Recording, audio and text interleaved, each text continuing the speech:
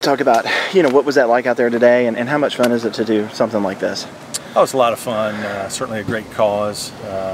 Happy to be able to take some time off and play. It's been a long, hard, really season in spring, and, sure. and it's just a great event. It's very impressive to play with the pros and see how good they really are. And watch the way they putt, chip, strike the ball. It's a lot of fun. Is it fun to kind of exhale, get the national letters of intent in yesterday, and it's like, maybe take a few days and relax? Yeah, it's been, as I mentioned, it's been a tough spring. We've been recruiting all the way through to the end.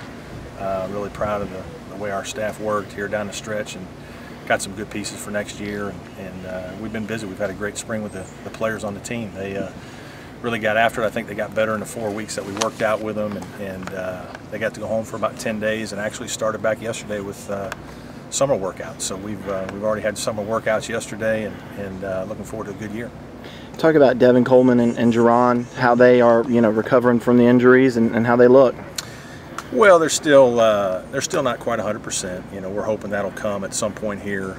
Earlier in the summer than later would be better for us, but they're the kind of injuries that you just got to give some time to. Jerron obviously broke the leg.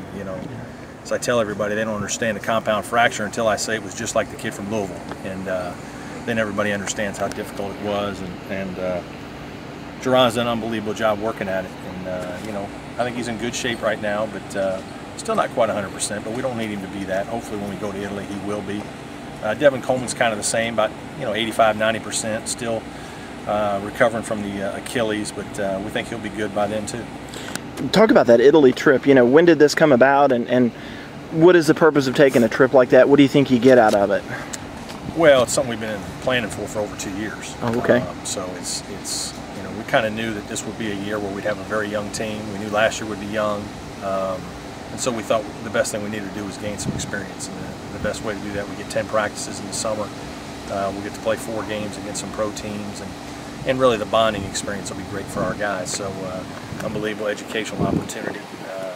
Just make some life memories, which I think are always good in this time of educational situation. You're trying to put your guys in life experiences. These are something that most people don't get the chance to do, and to do it with your team, I think, is really special.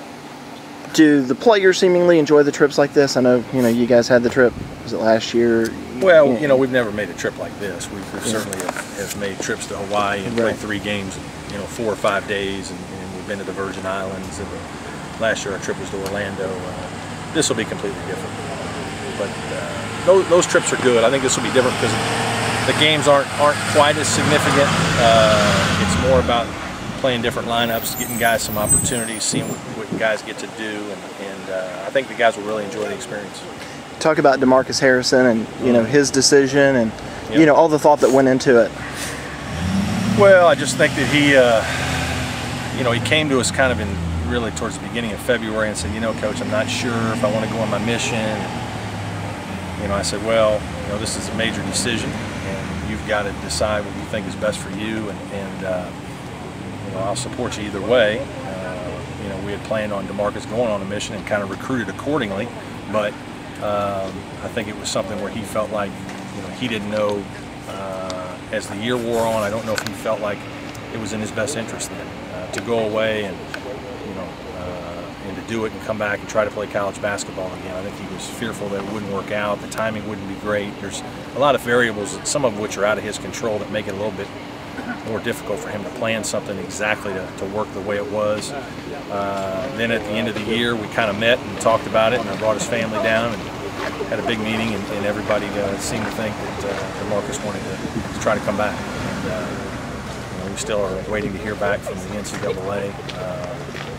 Feel like we're not sure, but whether there'll be a penalty or not. But excited that he's back because he wants to be back.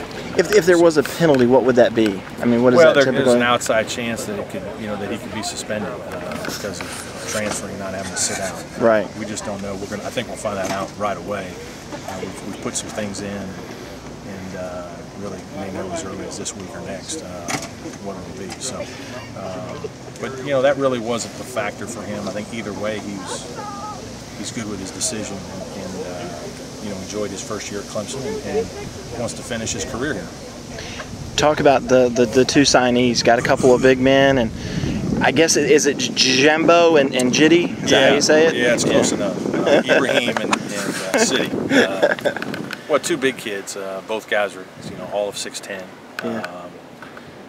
Certainly, City is stronger physically at 235, and needs some work with his skill level around the basket, but has a physical presence that you can't teach.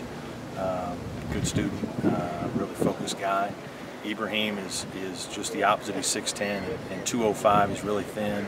Has more perimeter skill right now.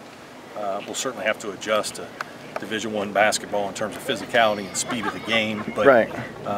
Very mature young man. As a coming in as a junior, he's not going to be like a freshman who's still adjusting to life away from home. School. He's been to college and done well in school, and is a good student. So he'll be a guy that that part of it won't be a transition. It'll just be the basketball. But both guys we're really excited about, because they're guys that we're excited about Clemson. They have great potential, and they've got the size that we needed to add in the front court, both being 6'10". And we feel like you can put Jaron in there too. Josh is improving, and his body's really rounding into better shape. Had a good spring, and then Landry obviously had a great spring. He's 6'10" or 11 and 255 pounds now instead of 235, which he was as a freshman. So those guys are really working hard. We're just going to be young. We're going to have a lot of young players, inexperience in the front court, but we've got what we think are good pieces that will be very good in the future. All right, and then finally, I saw this morning there was a report came out, and the ACC's talking about maybe playing the ACC Tournament up at the Madison Square Garden. Thoughts on that? I mean, obviously that would be, that's huge. Well, I think Madison Square Garden is certainly one of the best venues in all of sports, not just basketball. Yeah. You think of basketball in the United States, and one of the places you think about is Madison Square Garden. We're going to have the best league in college basketball, one of the best leagues of all time, with the kind of teams that we have now in the league and the kind of players and coaches. And I think there's a great vision by people in our league that if we're going to be the best, we want to have the biggest brand. We want to play in New York City. We want to play where people are going to notice you and take over New York City. Now, I know there's some contractual situations that might make it difficult, but I know the thought is there that with the kind of league that we have and the schools that we've added, that New York City is a place that needs to have the ACC Tournament. And that would help us a great deal in terms of gaining even more national recognition for the league.